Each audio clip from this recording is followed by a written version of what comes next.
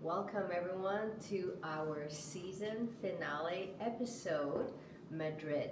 Serrano style, Malasaña nights, and Yayos for days. So this episode, we are in Madrid, a city that wears heels and sneakers, a Rolex, and a tattoo sleeve all at once.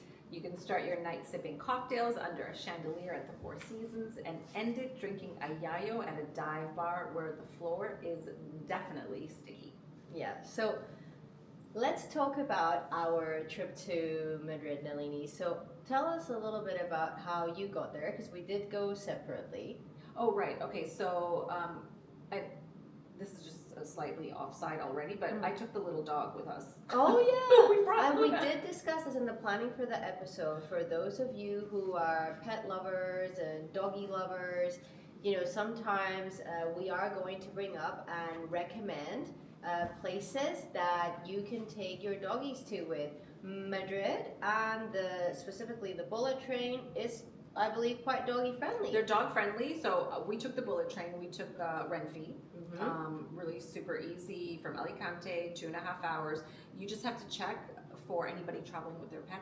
Some trains are not dog friendly, so you just have to pick the right time. But there are, I don't know how many trains. Oh, I bet it's like depending maybe like if someone has an allergy or something. Exactly. So Totally some for that. are not dog friendly, but there are many trains that leave from Alicante that are dog friendly. So that's how we got there.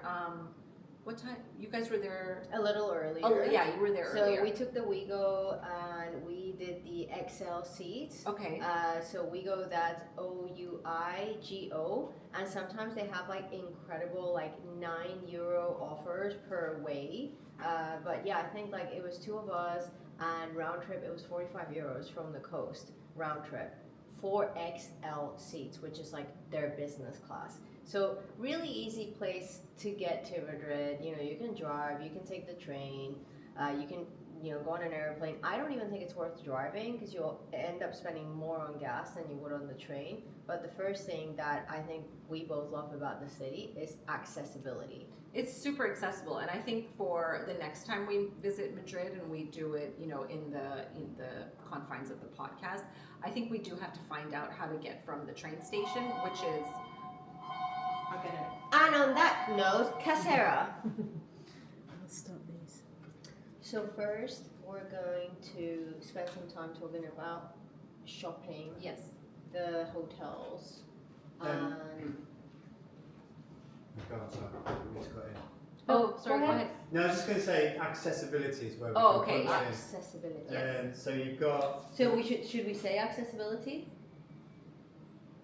what we both love about this is you, Laura, about the city is accessibility. Okay. And then Nalini, it's super accessible. Right, So okay. if you just want to come in on that. Because there is a way to get from the train station to the city with the train, like Oh the yeah, metro. of course, subway. We've never done You're it. just lazy. We're not recording now. are we? No. I was just saying that's what I was It's going a to very mention. podcasty conversation. Yeah, no, we've never tried it, and the only reason, I'll say it in the podcast, but Does any got any guys refrigerant in? Was okay? No, it's okay.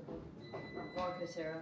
And there's Oh, the air that's fryer. So there perfect you timing. go. Yay. All the beeping out of the way. Yay! All right. What's the thing? What would you say the title of this episode is? So we've got here Madrid Serrano style Malasaña nights and Yayos for days. Wow. Okay. So we've already got one on the good, haven't we? So, right, finally. Making me nervous around you. So if Nalini, you just want to come in on the Accessible, okay. Are you ready, Rosie? Yes, I'm all ready? Ready. Okay.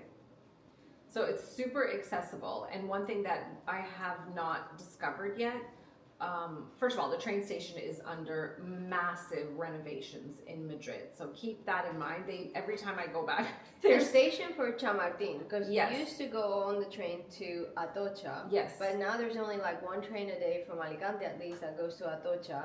A lot of them are going to Chamartin. It is a mess. it's a mess. It but will continue to be a mess for months, I would probably say years. a couple of years, but when it is finished, it will be a huge hub for rail travel.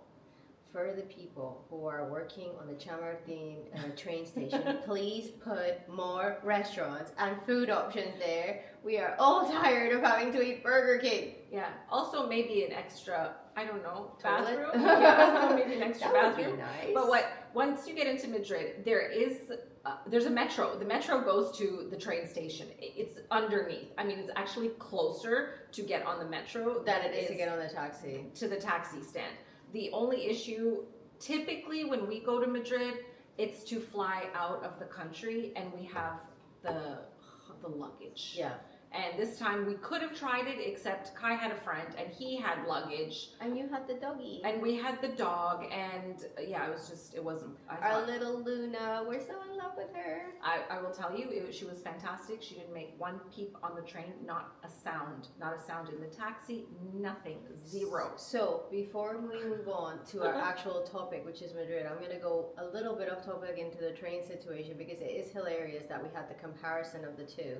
Nalini had, Luna, who is this well-behaved, absolutely gorgeous puppy that didn't say a word or a bark or a peep, on the way going to Madrid. And on the way back, nothing. On the return, we were going in separate trains, and I told her afterwards we had a very different experience of a wonderful lady with her little dog who must have been going through like a panic attack or something. And The dog, not yes, the lady. Well, and almost giving everybody else a panic attack because the poor puppy sat there for 2 hours and 20 minutes going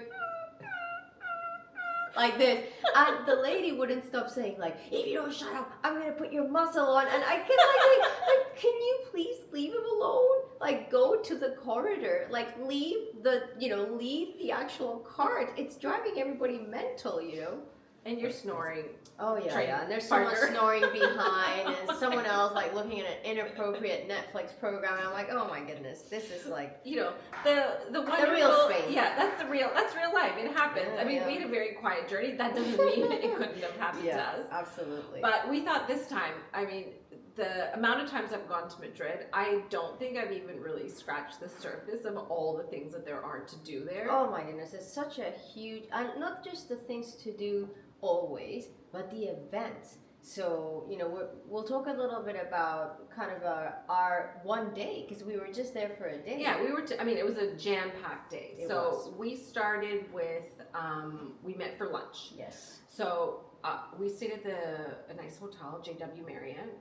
Very much recommended. It is a little bit on the pricier end. Yes. But the JW, beautiful locations, right across the Four Seasons. So there's a lot happening there. A lot happening. Yeah, And even if you're not staying at the Four Seasons, you can, you can just go in for a drink or, check out the lobby. They have lovely restaurants there. But we ate lunch at Li Long, which is an Asian restaurant.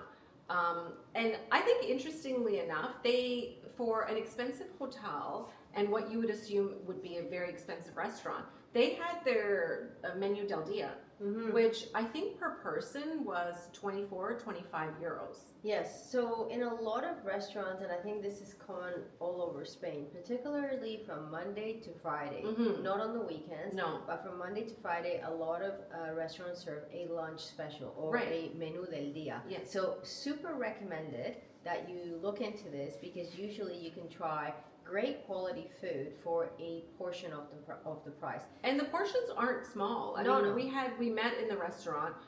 We had a lovely sommelier who was more than excited to share all his knowledge with us and gave us recommendations, gave us, a real history of we drank a sparkling wine, what we were drinking, some cava.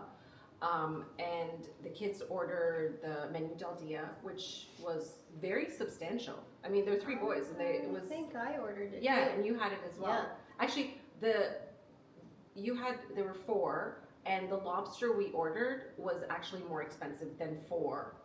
And that makes sense, Yeah. though, because I have to say it's probably the best lobster I have ever tried. Yeah, it's And delicious. it's quite interesting to think that it was delicious lobster at a Chinese restaurant, but again, not any Chinese restaurant. It's a very, very nice restaurant.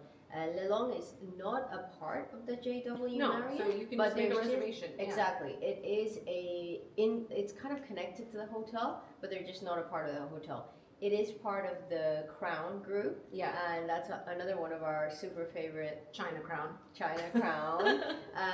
Shout out China Crown, please invite us. Like, we absolutely love their dog. You know, China Crown's a really great restaurant, a great option in Madrid. Talk a little bit about shopping. Okay, so after we went there, we went to our room had a terrace. Mhm. I think we went up to the terrace, no? We went to the terrace, we Yes. hung out there for a bit. It was roasting. I mean, really, really So super that's- hot. Yeah, this is the I fan. have a little prop today to kind of, you know, this is what Madrid felt like, because it is extremely hot. And I mean, it is in literally, if you look at a map of Spain, it is in the center. It is the Yeah. heartbeat of the country. It is the heart. Yeah. So to speak. But if you go in the summer, be prepared to feel as if you are in the oven. It really feels like that. The breeze is hot. Everywhere is very, very, very hot. So prepare yourself for that. It's not easy to walk around for hours. No, it's not. And that is also why there is a lot of tourism from Madrid to the coast. Yeah. Because a lot of people who live in Madrid, when they want to take their holidays, they come down here. away from The city to be near the heat water. and the city to be near the water.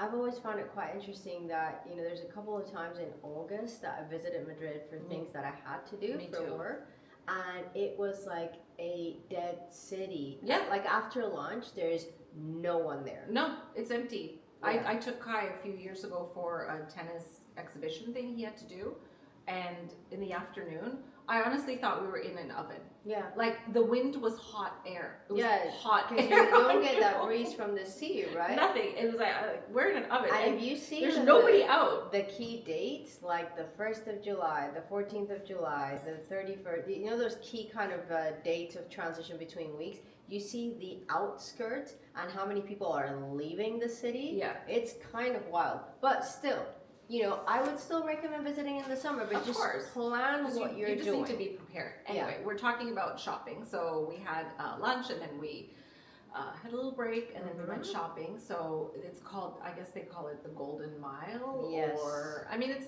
the main street. Is the Calle Serrano. Yeah. Is one definitely a great place for shopping for all the high-end stores, and the Barrio Salamanca. So Yes. Calle Serrano, Barrio Salamanca, not only for shopping, but also if you want to experience like some of the high-end cafes that you can have a nice drink in and just people watch. Madrid is a great city to people watch. Yes. And also, it's really cool to see what people are wearing Yes. and the sense It's a of lot fashion. more fashionable than the coast. You know, I love where we live, but my goodness, you know, do people wear some strange things?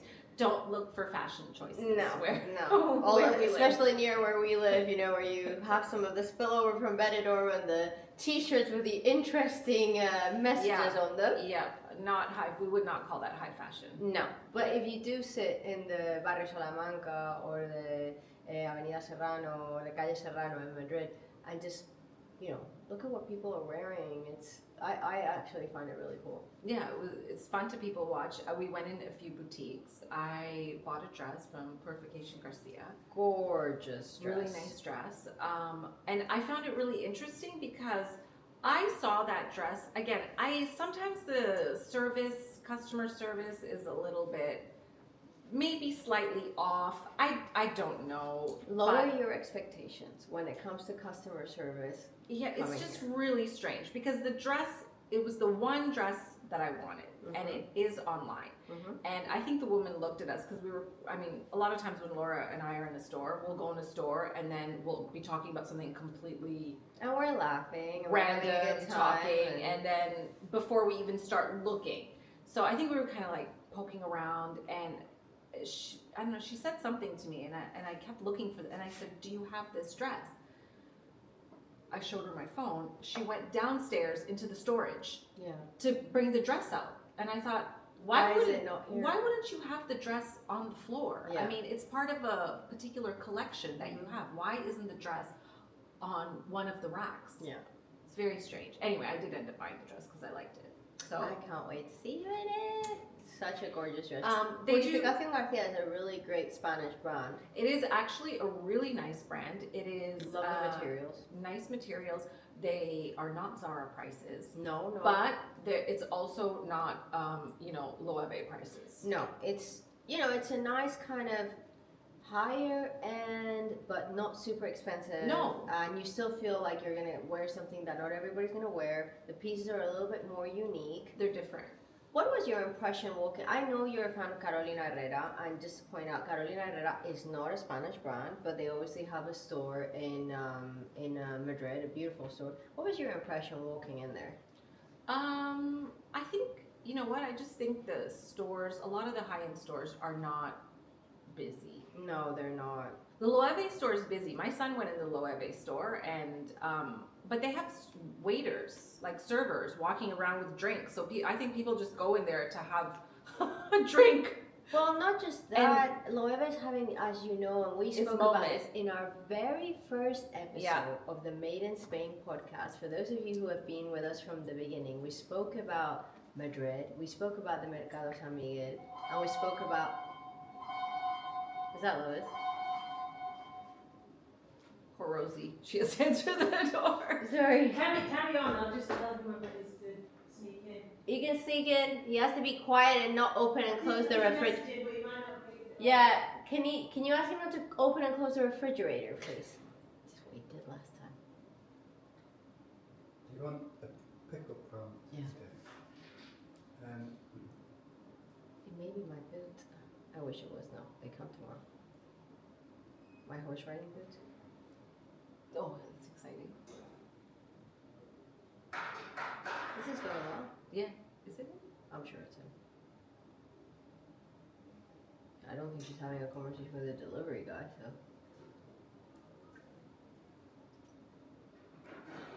The reason I mentioned about the Carolina Herrera. He went the other way. Okay. The reason I mentioned about the Carolina Herrera is it feels kind of stuffy. Yeah, we can do a pickup. Yeah, just bear with me 1 second. He's welcome to come in here. He's got a Papa, you're welcome to come in here. He's locked himself in a In bedroom. the bedroom like a teenager. I don't want it. Okay. All right. I can pick up with the Carolina Herrera. Yeah. Okay. It's very difficult because your voice is collide with this, so just bear with me 1 second. Oh, okay. Right, we're talking about the weather is having its moment. Yeah. So the last one.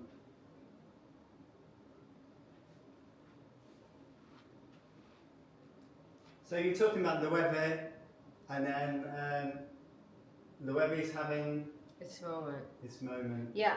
Can I just mention something on the web? And then, Yeah. so, Okay. So I'm just going to record, and then you Okay. go far away. ready? Mhm. Ready? Mhm. So as you know, we did speak about, Loewe and the Mercado San Miguel. We're gonna have to do many trips to Madrid to fully understand the city to the depth it deserves. But with Loewe specifically, and I think it's interesting, I'd like to get your take, in terms of a comparison when you walk into the Loewe store and when you walk into the Carolina Herrera store. And again, we're gonna keep mentioning Loewe until they decide to sponsor us. That's kind of a strategy that we're following here because we love the brand so much.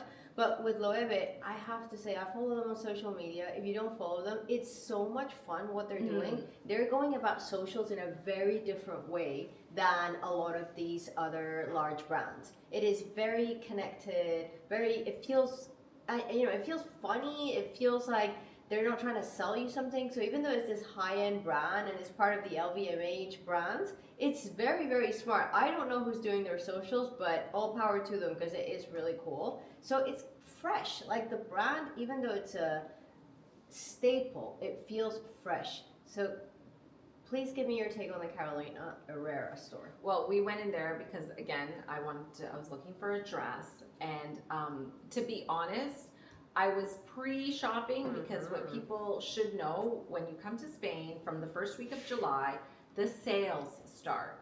And even in a higher end brand like Carolina Herrera, her things go on sale. you're not going to get 70% off, but if you are in the market for something that is Special. a special occasion, or, for whatever it is, you will probably find things that are between 20 to 50% off for the exact same thing. And it is the new collection stuff. It is not, which I think sometimes when you shop in, let's say, Canada or the US, they will put things out for sale that are old. Yeah. And the actual season that you're in, if you want something, that may not go on sale, or I think they might ship it out to a warehouse or their outlet malls.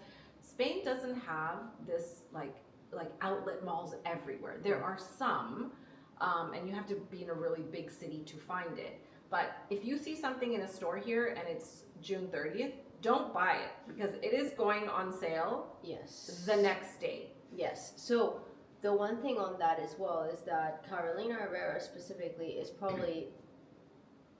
Sorry, did you say something? Okay. Carolina Herrera specifically is probably one of the kind of higher end brands that goes on sale. Yes.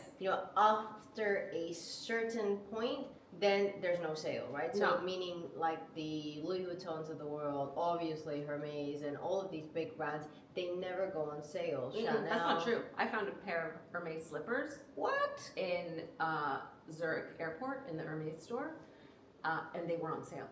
The H slipper, and my husband was like, I'm gonna buy it for you, and I was like, what do I need a pair of Hermes slippers for? There's a lot of dupes on Amazon. There's a lot of dupes on Amazon. But it was on sale. So That's so funny. Some of the higher end designers, certain things, they quietly go on sale. Yeah. They won't put a thing on the door saying sale. No, but if you go in and you discreetly turn something over or have a look or look at the tag, you will find certain things on sale. I didn't buy the slippers. Very interesting. Obviously, you don't put the Birkin on sale. No. Or some of the the Louis Vuitton bags or anything like that. But very interesting. Carolina Herrera, as Nalini said, though, does go on sale, and all the things go on sale. They do.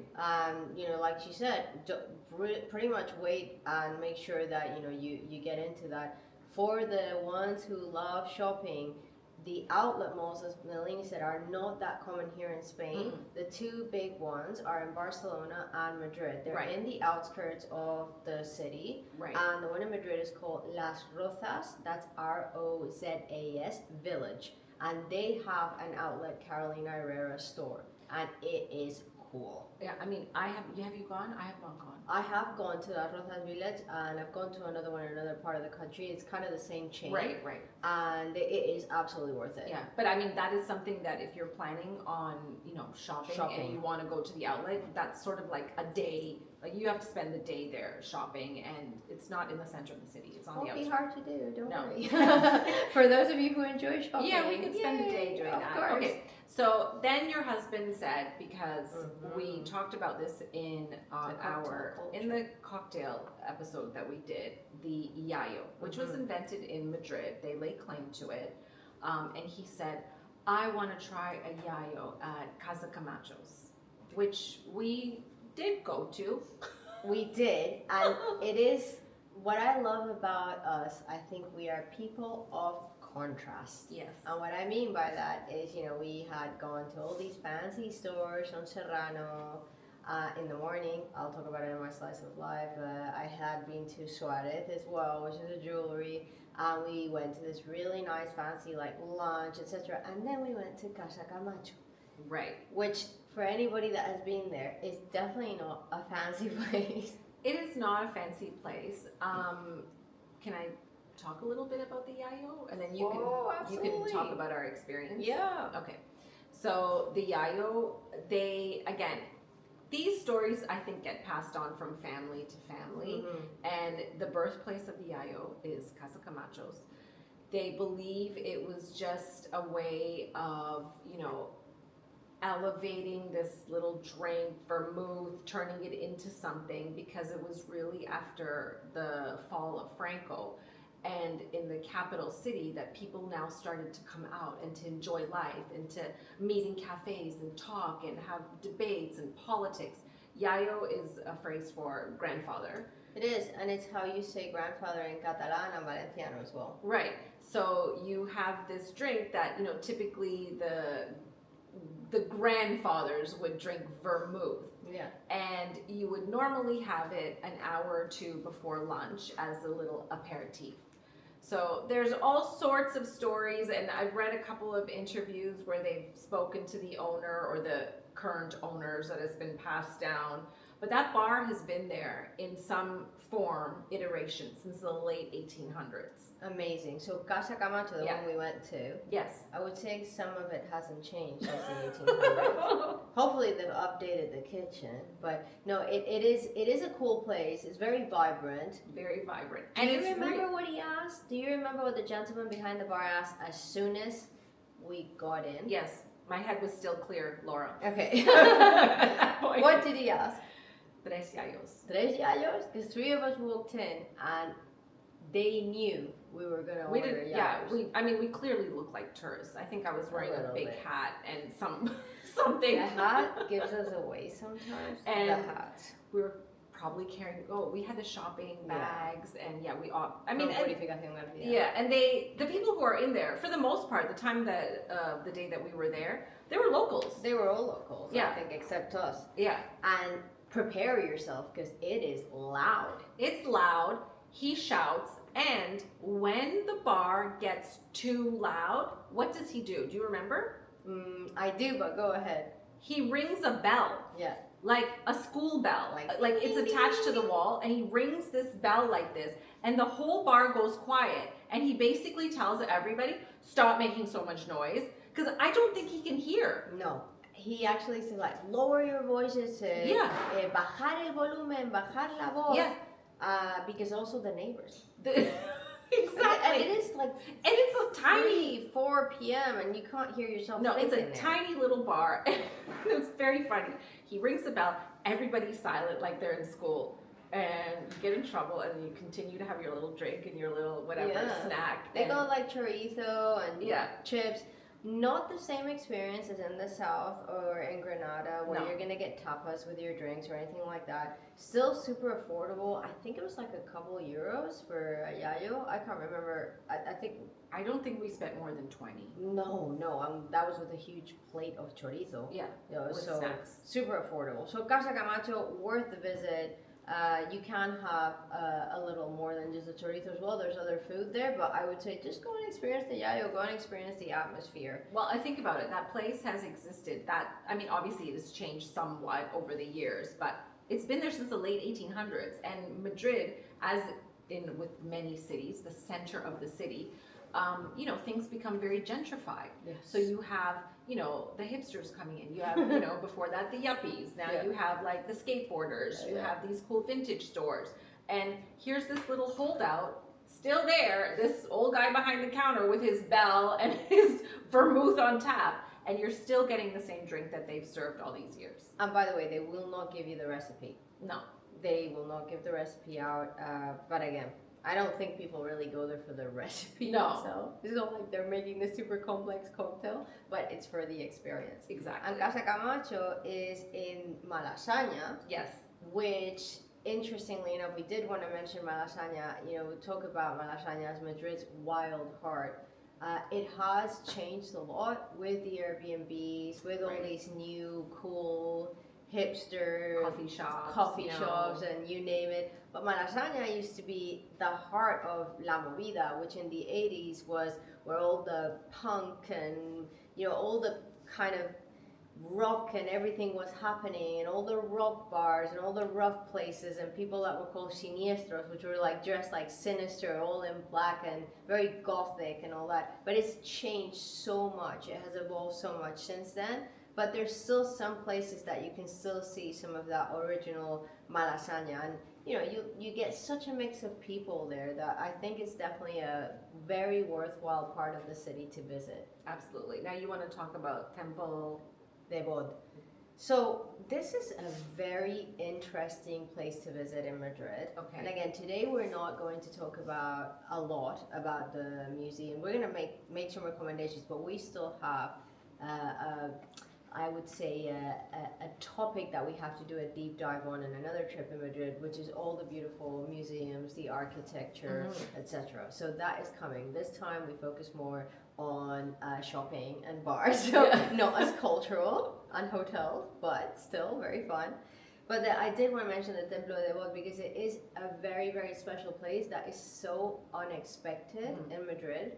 So it is a 2,200-year-old Egyptian temple that was gifted to Spain, and it is in the Parque del Oeste in Madrid. So you can go and watch the sunset there. Again, I seem to be obsessed with dates, but it's a really great place for a date.